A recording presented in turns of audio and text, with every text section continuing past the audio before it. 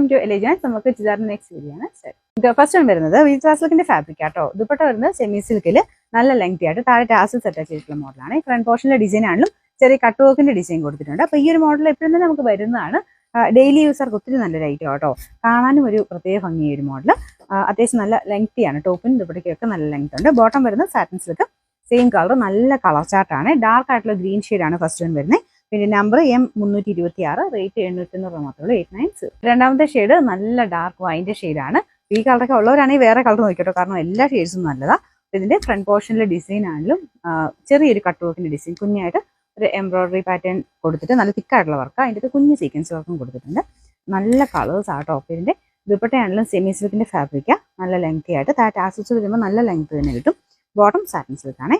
Number വരുന്നത് M330, rate 890 മാത്രമേ 890.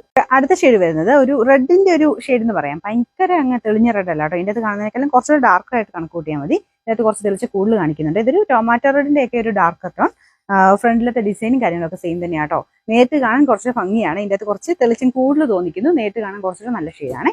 ദുപ്പട്ടയും സെയിം കളർ, ഡൈയിങ് കറക്റ്റ് ആണ്. നമുക്ക് ടോപ്പിനും ദുപ്പട്ടയ്ക്കൊക്കെ കറക്റ്റ് ആയിട്ടുള്ള കളർ കിട്ടിയിട്ടുണ്ട്. ചിലത് മെറ്റീരിയൽ മാറുമ്പോൾ ചെറിയൊരു വേരിയേഷൻ വരുന്നത്, പക്ഷേ ഇത് നല്ലതായിട്ട് തന്നെ വന്നിട്ടുണ്ട്. ഇതിന്റെ ബോട്ടം സാറ്റിൻ സിൽക്ക് ആണ്. നമ്പർ വരുന്നത് M328, റേറ്റ് 890.